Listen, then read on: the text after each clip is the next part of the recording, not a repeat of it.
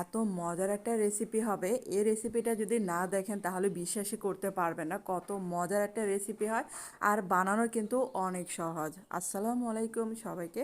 আর এই আপেল তো মানে দুই একটা আমাদের ঘরে কম বেশি পড়ে থাকে, তখন কি করবেন, এই একটা আপেল দিয়ে এই মজার একটা রেসিপি বানিয়ে দেবেন। বাচ্চা থেকে বড় সবাই কিন্তু খেয়ে অনেক প্রশংসা করবে। আর এখন যেহেতু ইফতারের টাইমে এই ডেজার্টটা মানে এই রেসিপিটা বানিয়ে দিতে পারেন। এখানে একটা আপেলকে আমি ছোট করে টুকরো করে কেটে নিয়েছি, তারপর হচ্ছে একটু পানি দিয়ে এটাকে সিদ্ধ করে নিচ্ছি। মানে এটাকে একটু সিদ্ধ করে নিলে আর কি পরবর্তীতে একটু সুবিধা হবে। আর আপেলগুলোকে নামিয়ে ঠান্ডা করে নিতে হবে।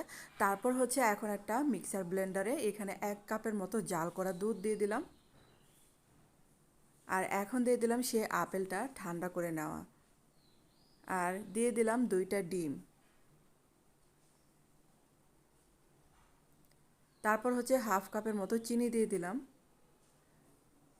আর এখন হচ্ছে 1/2 টেবিল চামচের মতো আমি দিয়ে দিলাম ময়দা। তারপর হচ্ছে স্বাদ মতো লবণ দিলাম।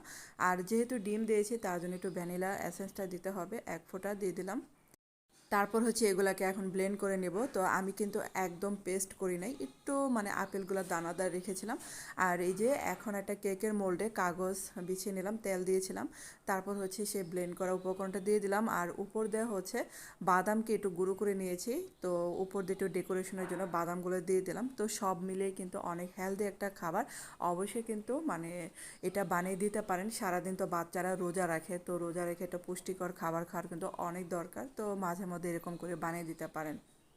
আর এই যে দেখেন এখন কিন্তু এই যে ঢেকে দিলাম, তো এখন একটু চেক করে নিচ্ছি, এখন কিন্তু হয় নাই, দেখেন কাঁচা ভিতরে। তো এটা আবারও ঢাকনা দিয়ে ঢেকে দিলাম। এটা যখন এই যে একটু কালারটা চেঞ্জ হয়ে আসবে, মানে একটু ব্রাউন কালার চলে আসবে, আর আবারও একটু চেক করে তারপর নামিয়ে ফেলবেন। তো এটাকে কিন্তু একটু ঠান্ডা করতে দিতে হবে। ঠান্ডা করার পর এটাকে মানে কেটে নেব আমি।